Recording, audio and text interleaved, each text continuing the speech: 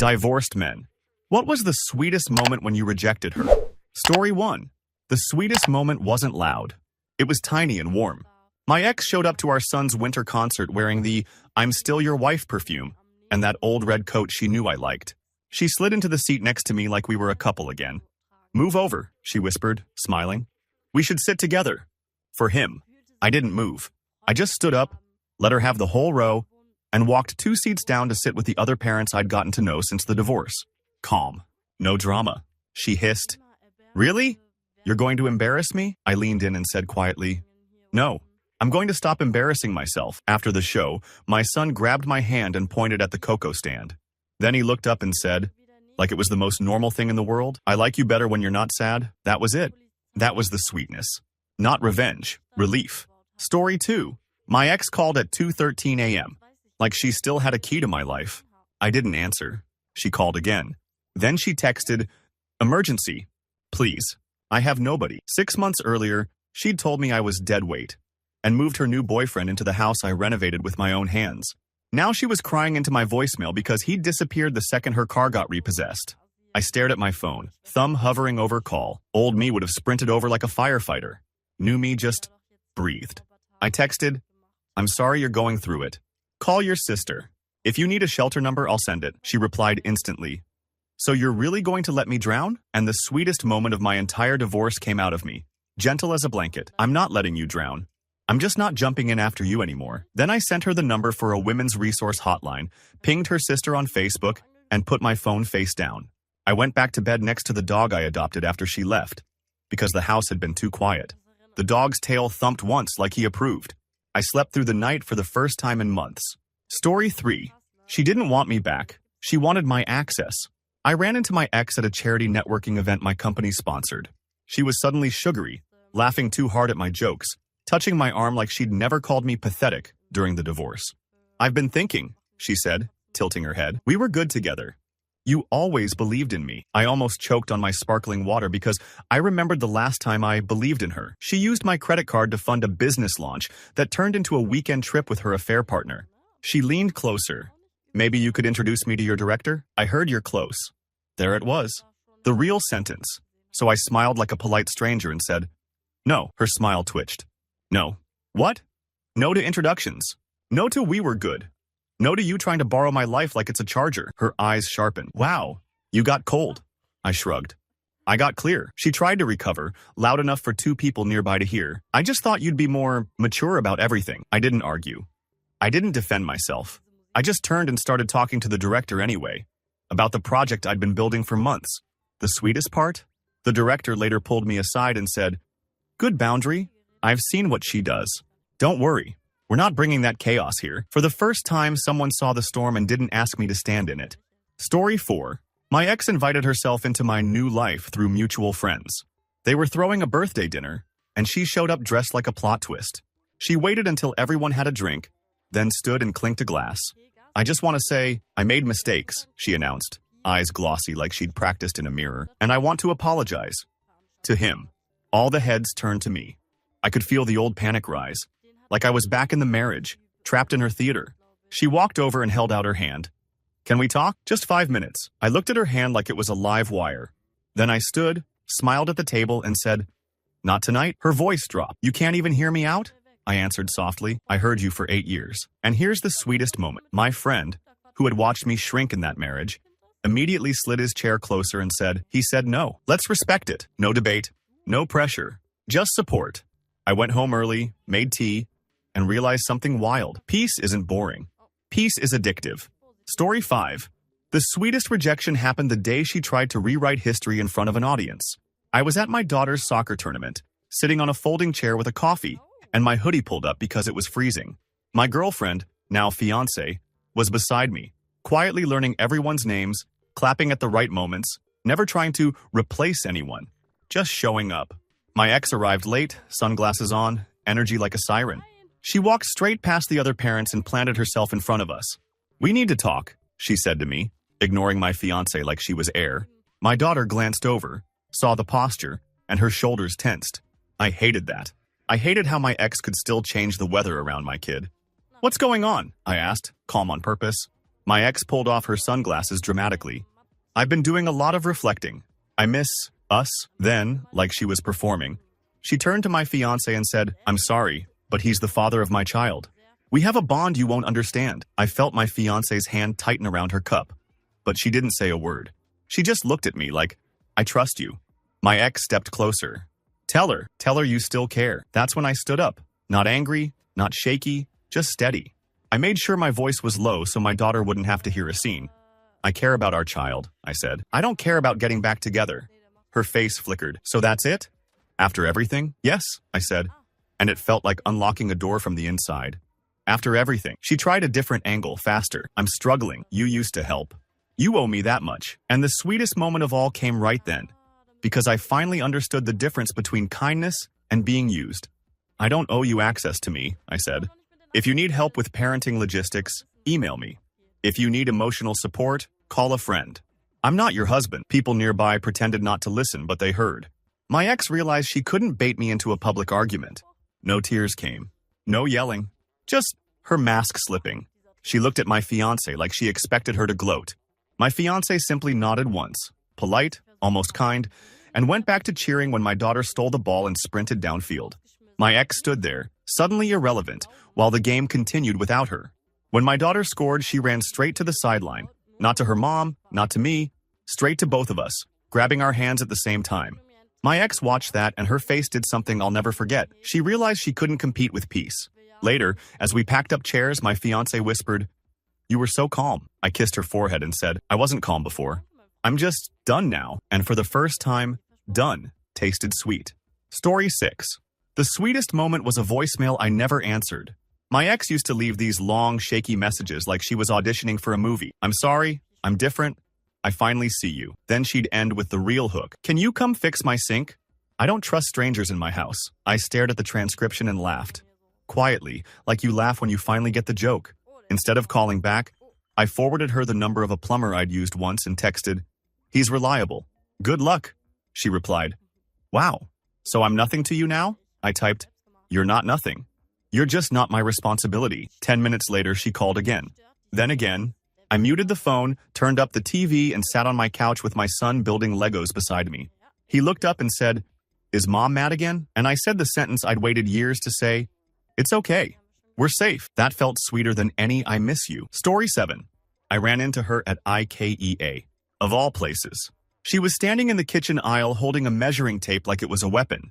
She saw me and instantly switched to that voice. The soft one she used when she wanted something. Oh my God. Hey, you look good. She glanced at my cart. New plates, plants, a lamp. So you're nesting? I smiled.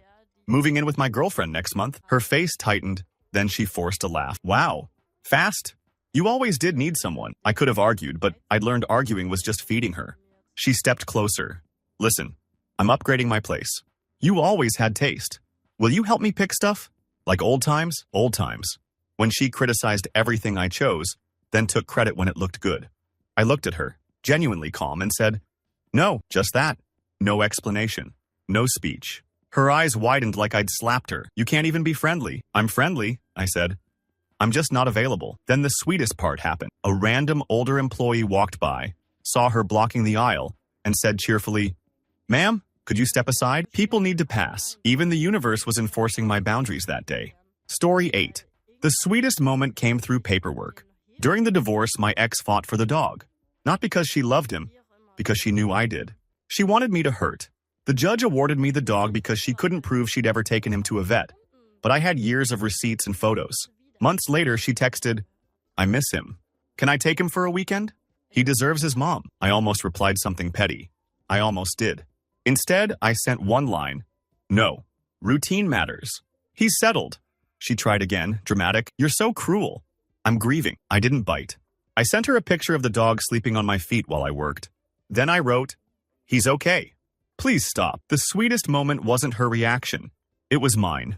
Because I realized I could deny her without anger. I could protect what I loved without apologizing for it. That night, I took the dog on a long walk. And for the first time since the divorce, the air felt clean. Story 9. My ex cornered me at our kids' school pickup like she owned the sidewalk. She walked right up, eyes glossy, voice low. I messed up. I'm lonely. I don't want to do life without you. I looked past her at my daughter, hopping from crack to crack on the pavement, laughing, carefree. I refused to let the past reach her. I'm here to pick up our child, I said. Not to revisit our marriage. She grabbed my sleeve. Please. Just coffee. 1 hour. I'll prove I've changed. I gently pulled my arm back. No. Her expression flipped, like a switch. So she's got you trained, huh? Your new girlfriend. She thinks she's better than me. That was the old bait. Jealousy, insults, chaos. I didn't defend my girlfriend. I didn't insult my ex. I did something she couldn't stand. I stayed calm. I'm not discussing my relationship with you, I said. Email me about school stuff. My daughter came running and reached for my hand. My ex opened her mouth to say something sharp, then stopped, because teachers were watching. The sweetest moment was my daughter squeezing my fingers and whispering, "You didn't yell." I said, "We don't do that anymore," and I meant it. Story 10. She tried to come back through my mother. One Sunday, my mom called and said, "Your ex came by." She cried in my kitchen. She said she made the biggest mistake of her life. Old me would have felt flattered. Old me would have wondered if it was fate.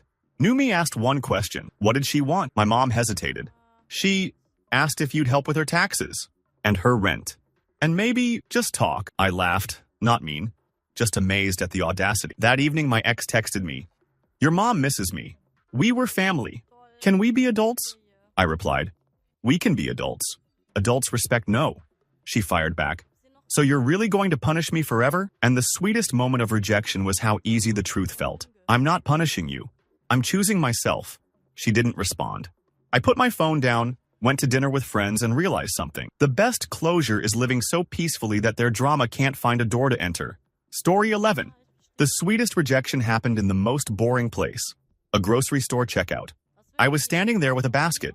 Chicken, rice, a ridiculous amount of berries because my girlfriend is obsessed. When I heard my name like a hook in my spine.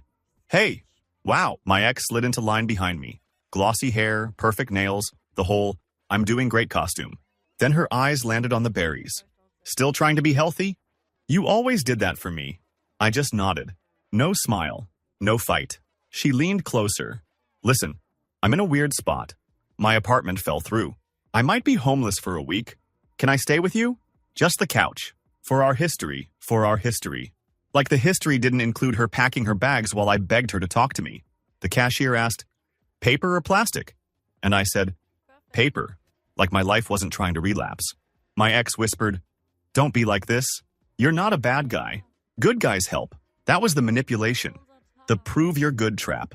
I turned around slowly, looked her dead in the face, and said in the most normal voice, "I'm not your safety net anymore." Her mouth opened, offended. "So you'd let me sleep in my car?" I said, "No. I'd let you solve your own life." And then, this is the sweet part, the cashier, totally unaware, handed me my receipt and said, "Have a nice night." I walked out into cold air with my groceries and my peace intact. My hands were shaking, but my chest felt light. That's what freedom tastes like. Story 12. She invited herself to my promotion dinner. I didn't even know she knew, until she showed up at the restaurant in a black dress like she was the guest of honor. My coworkers went silent because her confidence was aggressive. She leaned down, kissed my cheek, and said, "Proud of you. I always knew you'd make it." That line almost made me laugh out loud. She used to call my job a dead-end hobby. My manager raised an eyebrow. My girlfriend's hand found my knee under the table, steady and warm. My ex pulled out the chair next to mine. "So, is this seat taken?" I didn't snap. I didn't embarrass her. I did something much sharper. I stood up and moved my chair to the other side of the table beside my girlfriend. Then I said, clear but polite, "This dinner is for work. You're not invited." Her smile froze. "Are you serious?" "Yes." She tried to play it off, louder. "He's just bitter. We're still family." And here came the sweetest moment. My manager, bless him, leaned forward and said, "Actually, sir, this is a private reservation. If you're not on the list, I'll have to ask you to leave." My ex looked at me like I'd arranged it, like I'd finally won. But I didn't feel like I won. I felt like I stopped losing.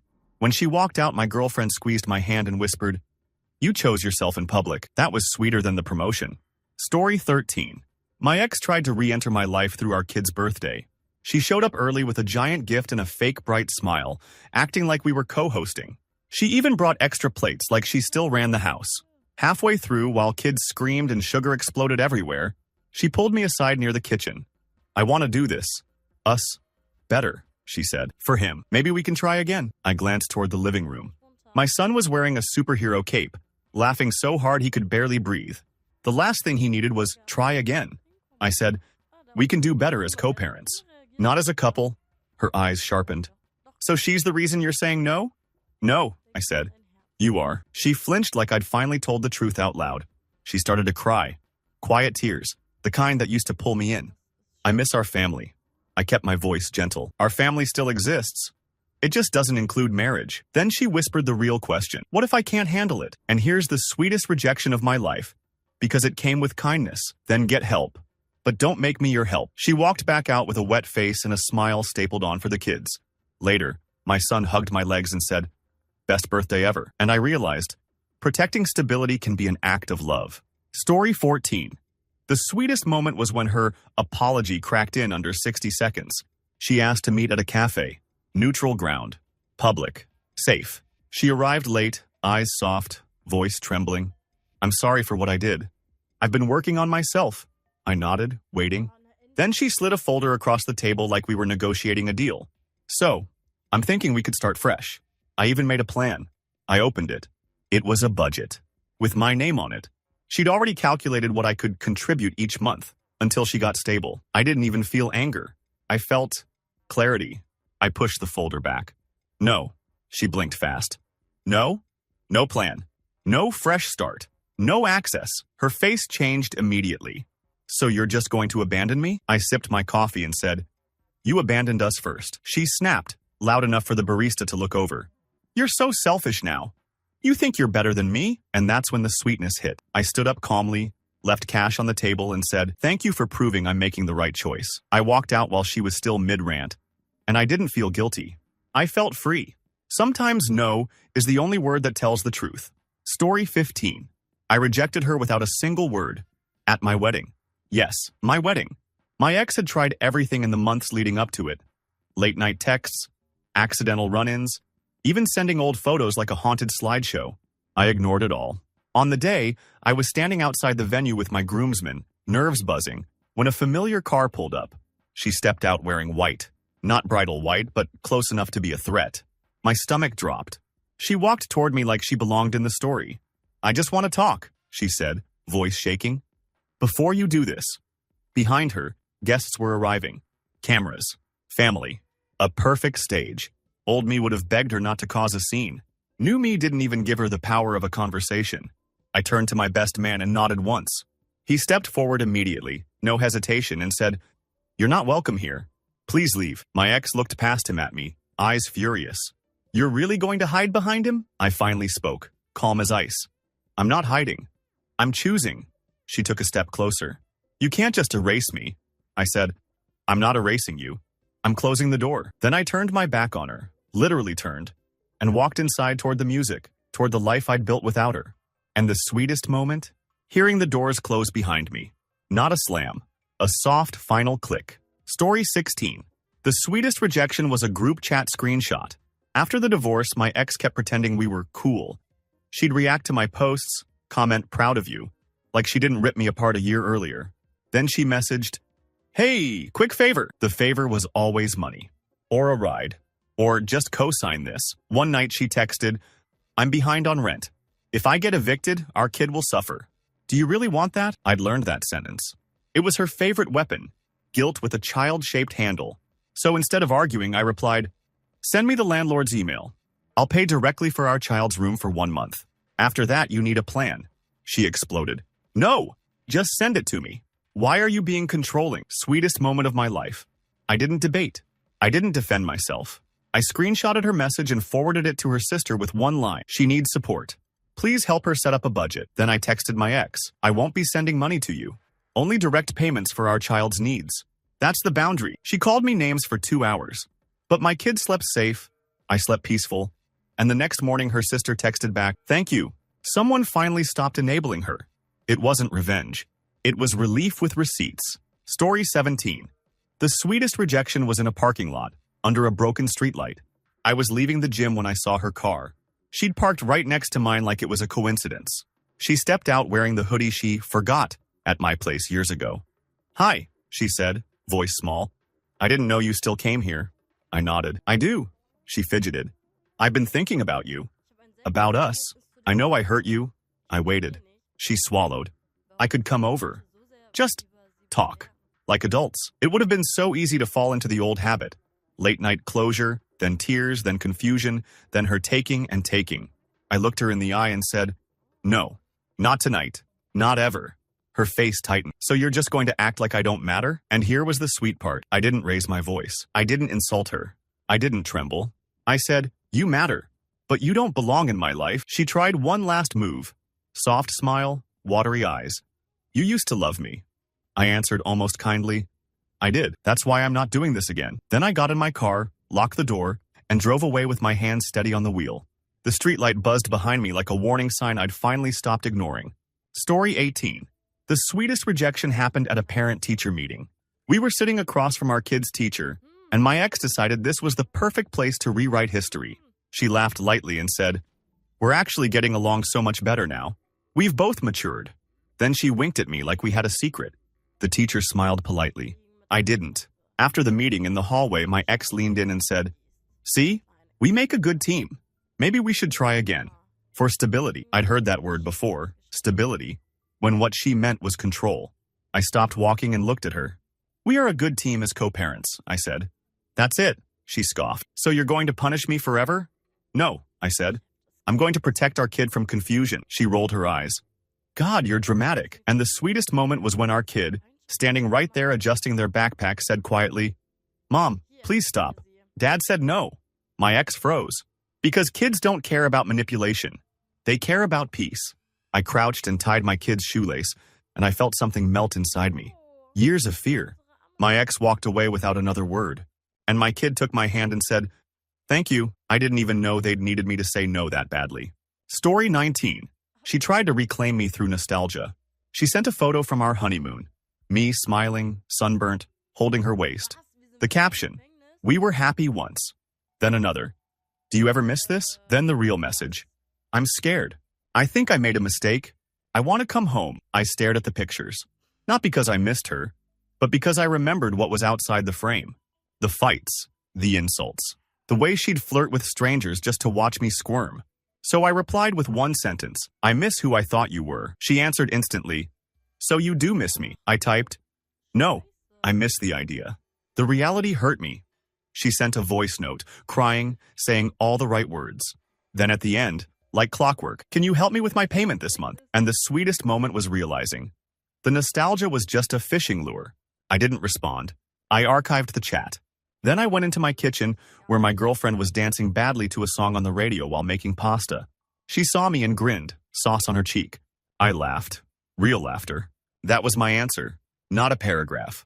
Not a fight. A life that no longer had room for her hooks. Story 20. The sweetest rejection was when she tried to weaponize my good heart in front of her new boyfriend. They showed up at my doorstep unannounced. My ex in a tight smile, her boyfriend with that smug look like he'd won a prize. "Hey," she said too loud. "We're in the neighborhood. I just wanted to check in." He looked past me into my house like he was inspecting property. "Nice place," he said. "Did she tell you she's been having a hard time?" My ex sighed dramatically. "I don't want to ask, but I'm short on money. Just until next week." Her boyfriend crossed his arms like he expected me to hand over my wallet, proving I was still the fallback guy. I smiled politely and said, "No." My ex blinked. "Not even a little?" "No," I repeated. "If you're struggling, you both can figure it out. I'm not part of this." Her boyfriend laughed, mocking. "Wow." Cold. And here came the sweet moment, because I finally respected myself more than their opinion. I said, "It's not cold. It's boundaries. Have a good night." Then I closed the door while they were still standing there, stunned. I didn't slam it. I didn't shout. Just a quiet click. Inside, my phone buzzed. My friends asking if I was still coming to game night. I texted, "On my way." And for the first time, I felt proud of a simple word, no. Story 21. The sweetest rejection happened at a funeral, which sounds insane, but hear me out. Her uncle died, someone I barely knew. But she called me anyway, voice trembling like we were still married. "I can't go alone, please. Just stand with me." Old me would have shown up out of habit like a trained dog. New me asked, "Did you call your boyfriend?" Silence. Then, "He doesn't do stuff like this." Of course he didn't. The fun guy never does the heavy stuff. That's what she kept me for. I said gently, "I'm sorry for your loss, but I'm not your person anymore." She cried harder. So you're just going to leave me when I'm grieving? I said. I'm going to let the people who are actually in your life support you. Then I did something kind without stepping into the trap. I texted her cousin's number I still had. And I wrote, "She's struggling. Please make sure she isn't alone today." 2 hours later, her cousin replied, "Thank you. We've got her." The sweetest moment wasn't her sadness. It was my calm. I sat on my balcony with coffee and realized I could be compassionate without being consumed. That's the kind of growth nobody claps for, but it feels like winning. Story 22. She tried to come back through my new car. I just bought it. Nothing crazy, just my first nice car after years of scraping by. The kind of purchase that says, I'm stable now. I pulled into the parking lot outside our kids' dance studio, and there she was, leaning on her busted sedan like a movie scene. "Wow," she said, circling the car. "Must be nice." "You always said you were broke when we were together," I smiled. "I wasn't broke. I was married." Her laugh turned sharp. "So funny. Listen, my car is making a horrible noise. I can't afford repairs. Could you just loan me yours for a couple days?" She said it like she was asking for a pen. I looked at her and pictured the old pattern. Give, give, give, then get blamed anyway. I said, "No." She scoffed. "You're really going to leave me stranded?" I nodded toward the street. "There's a bus stop right there, and a mechanic across the road." Her face flushed. "You're enjoying this, and the sweetest part? I wasn't. I felt nothing. No thrill. No anger. Just peace." "I'm not enjoying anything," I said. "I'm just not fixing your life." Our kid ran out and jumped into the back seat laughing. My ex watched that, helpless, as my car door closed between her and the version of me she used to control. Story 23. The sweetest rejection was when she tried to flirt her way back in, and I laughed for the first time. She texted, "I had a dream about you." I didn't answer. She followed with, "Remember how good we were?" Still nothing. Then a selfie. Subtle cleavage, soft eyes, the whole "you miss me" package. I stared at it, not tempted, just amazed at how predictable it was. So I replied with one line, "Please keep messages about our kid." She shot back instantly.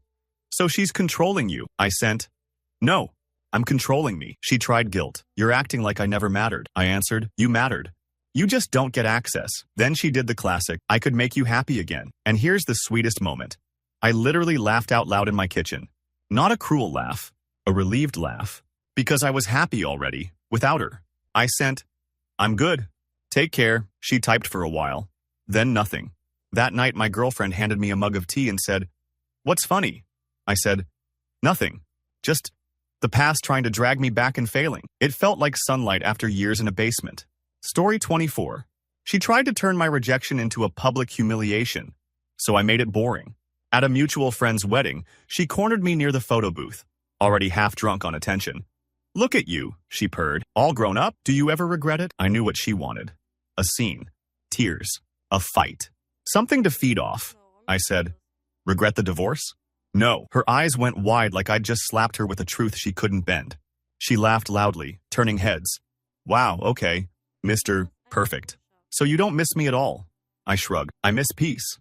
I have it now." She stepped closer, voice dropping. "Come outside with me. 5 minutes. I'll remind you." I looked at her like she'd offered me spoiled food. "No," she snapped. "You're so heartless." And the sweetest moment was the way I stayed calm enough to ruin her script. I said, "I'm not heartless. I'm unavailable." Then I walked away and joined the dance floor with my friends, laughing, actually living. From across the room I saw her standing alone near the photo booth, frozen, realizing she couldn't make me react anymore. Nothing tastes sweeter than denying someone your chaos. Story 25. The sweetest rejection was when she tried to come home after karma hit. Her new relationship collapsed. Her job got cut. Suddenly she remembered my number. She showed up at my place with a suitcase like the divorce was a misunderstanding. "I just need a few weeks," she said, eyes red, "until I get back on my feet." I didn't open the door fully. I stayed behind the chain. She sniffed. "You're really going to make me stand out here?" I said, "Yes." She stared like she couldn't process being treated like anyone else. "After everything I did for you?" I almost laughed. Almost. Instead, I spoke softly. "You did a lot to me." "Not for me." Her voice cracked. "I have nowhere else." I believed her. And that's what made it hard. So I offered what was right, not what was easy. "I can call your brother. I can give you the number of a short-term rental. I can help you find resources. But you can't stay here." Tears rolled down her face. "So I'm a stranger now." I swallowed. "You chose to be." Then, this is the sweetest part. I watched her realize I wasn't angry. I wasn't cruel. I was just done. She stood there for a long moment, suitcase handle trembling, and finally nodded like she'd been punched by reality. I closed the door gently. No slam. No speech. Inside, my home stayed quiet. Safe. Mine. Story 26. The sweetest rejection was a read receipt. She messaged me on an app I forgot we even had. Just a simple, "Hey, can we talk?" My stomach still did that old flip, like my body remembered chaos before my brain could stop it. I opened it. Left it on red. 3 minutes later, "I'm serious." 10 minutes. "I know you saw this." Then, "I'm not asking for much." And finally the real one. "I need help. Please." In the past, that word, please, would have hooked me. It always sounded like a new beginning. It never was. So I replied with one line, "Email me if it's about our child." She called immediately. I didn't answer. She sent a voice note, crying, saying she felt unsafe and alone. Then slipped in, "I just need to stay with you for a while." My phone trembled in my hand. Not because I missed her, because part of me still wanted to rescue. I did the most peaceful thing I've ever done. I forwarded her the contact info for her dad and her best friend. Then I turned my phone off for the night. The sweetest moment was waking up and realizing nobody died because I didn't save her. The world kept spinning, and I kept my sanity. Story 27. The sweetest rejection happened when she tried to soft launch us again in public. We were at our kids' school festival. She walked up with that practice smile and slipped her arm through mine like we were still together. "There," she said. "Much better." "People don't need to know our business." I gently unhooked her arm. "Don't do that." She blinked like I'd broken a rule. "Why?" "It's harmless." "It's not harmless," I said. "It confuses our kid." She lowered her voice. "Stop being dramatic. Just play along." And right then I saw our kid looking at us, trying to read our faces, like a little detective who shouldn't have to solve adult problems. I crouched, smiled at my kid and said clearly, "Mom and I are here together for you. But we're not together." My ex went pale. "Are you serious?" I stood back up and said, calm, "Yes." She hissed, "You're humiliating me." I shrugged. "I'm telling the truth." The sweetest moment came later, when my kid ran up with cotton candy and said, "Thanks for saying it. Now I don't have to guess." That sentence felt like a medal I didn't know I needed.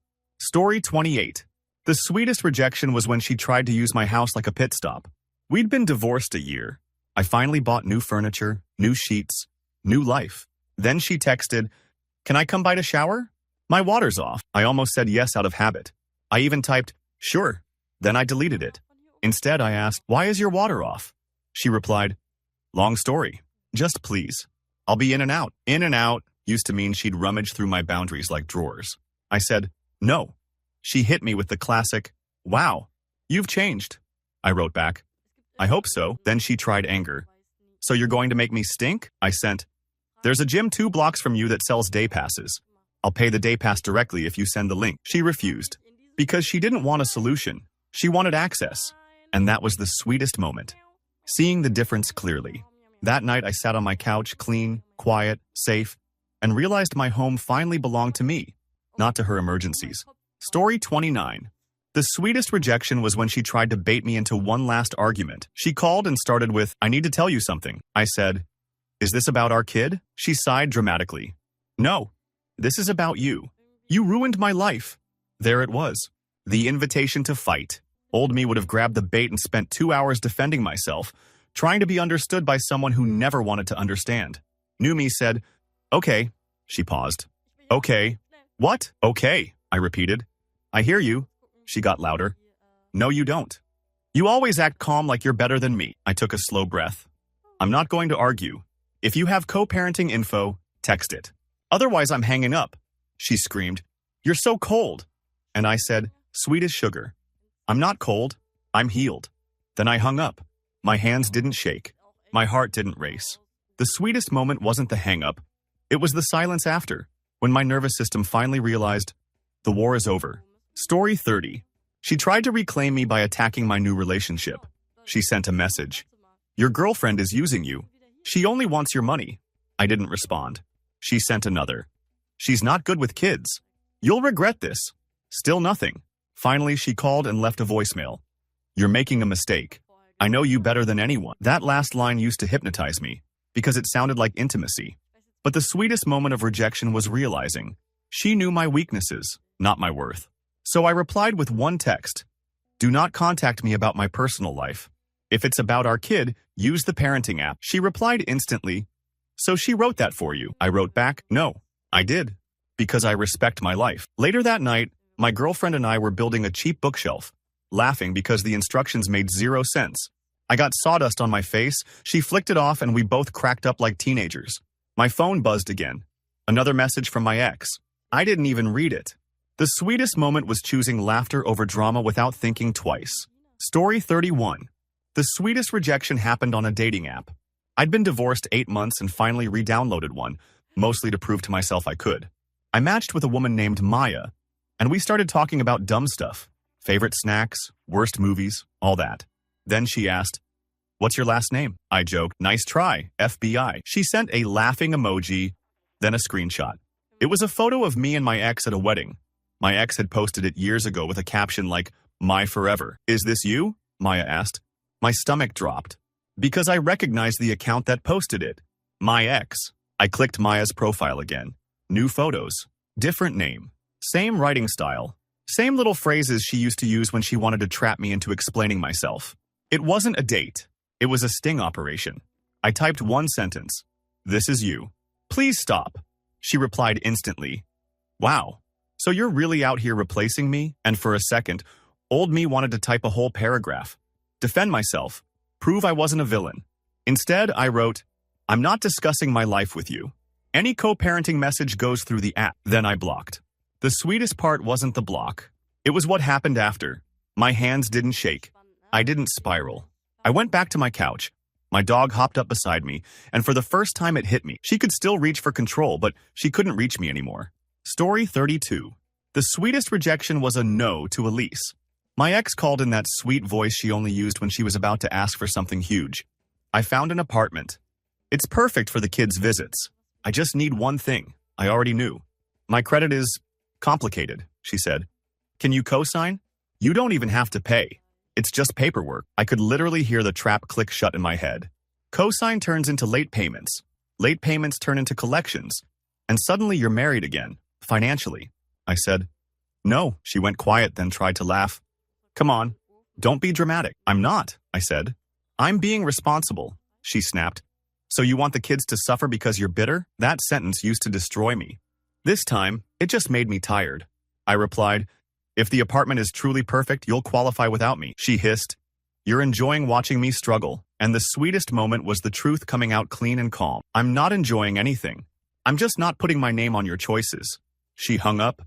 2 weeks later, she texted, furious, "I got it approved without you." I stared at that message and smiled, because the best kind of rejection is the kind that forces them to grow up.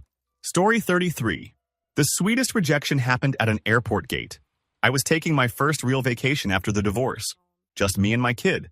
A short trip to see snow and eat overpriced hot chocolate. We're standing in line to board when I hear, "You didn't tell me you were traveling."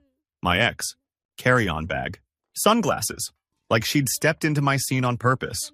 "I'm allowed to travel with my child," I said, keeping my voice low. She leaned in. "I'm coming too. I need time with him. We can make it a family trip." A family trip. Like the divorce never happened. Like she wasn't trying to wedge herself back into my life using a boarding pass. My kid looked up at me, confused, shoulders tightening. I took a breath and said, "No, this is our time." She scoffed, loud enough that people glanced over. "So you're just going to exclude me?" I nodded toward the airline desk. "If you have custody questions, we can discuss them through lawyers, not at gate B12. She tried to grab my kid's hand. I stepped slightly between them. Not aggressive, just firm.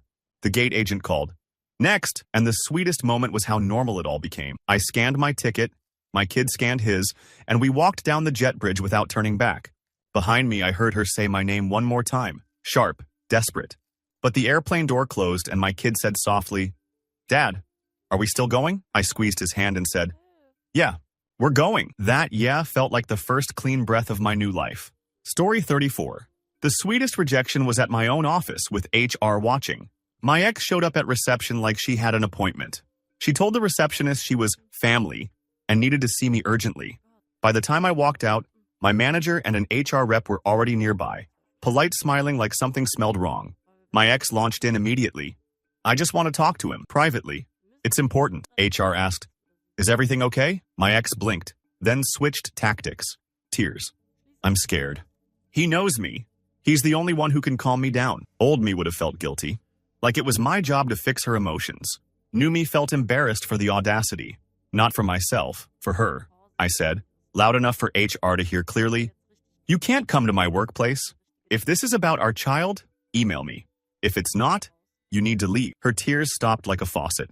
So you're going to humiliate me like this? I didn't argue.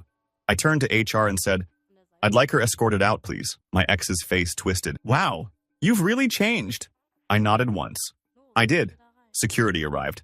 Calm, professional. No scene. When the doors closed behind her, my manager looked at me and said quietly, good boundary. The sweetest part wasn't her being removed. It was me walking back to my desk without that old fog of guilt. I got back to work and my hands didn't even tremble. Story 35. The sweetest rejection came in mediation, when she tried to trade love for money. We were in that small conference room with stale coffee and a mediator who'd seen every kind of human mess. My ex sat across from me, eyes soft, voice gentle. I don't want this to be ugly anymore, she said. Maybe we should try again. For the kids. The mediator glanced between us like, here we go. Then my ex added casually, and if we're working on us, you can stop the support payments. It doesn't make sense if we're together. There it was. The reason for the romance. A discount. I didn't react. I didn't smile. I just looked at the mediator and said, I'm not reconciling. And we're not changing support based on emotional promises. My ex's eyes flashed. So you're just going to keep punishing me? I answered, steady. This isn't punishment. This is responsibility. She leaned forward, hissing, you really think you're better than me now? I didn't take the bait. I slid a printed schedule across the table. Pickup times, school breaks, everything clear. I want peace for the kids, I said, not confusion. The mediator nodded slowly like someone had finally turned on the lights. And the sweetest moment wasn't dramatic at all. It was my ex realizing she couldn't sell me a fake reunion to buy her way out of consequences. She sat back, mouth tight, and for the first time in the whole divorce, she had nothing smart to say. Story 36. The sweetest rejection was when she tried to come back through therapy language. She texted, I've been doing the work. I understand my patterns now. I want to repair what I broke. That would have melted me 2 years ago. Now it just sounded like a script she copied from the internet. I replied, I'm glad you're working on yourself. She instantly wrote, so can we meet? I said, no. She hit me with, avoidance is a trauma response, you know. I almost laughed. She was diagnosing me now? The woman who used to call me weak for having feelings. I wrote, you don't get to label my boundaries. She tried again. I just want closure. Don't you owe me closure? And here came the sweetest moment, because it felt like the final puzzle piece clicking in. I don't owe you closure, I texted. I owe our child consistency. That's all. She sent a long paragraph. Then another. Then, you're cruel. I didn't argue. I didn't defend myself. I just stopped replying. That night I made pancakes with my kid for dinner. Because why not? And we laughed when he flipped one onto the floor. The sweetness was realizing I can be a good person without being her emotional recycling bin. Story 37. The sweetest rejection happened when she tried to show up sick. She called in a weak voice. I'm really not okay. I think I have the flu. I'm scared. Can you come over? Old me would have driven there with soup, medicine, the whole hero package. New me asked one question. Did you call a doctor? She sniffed. No.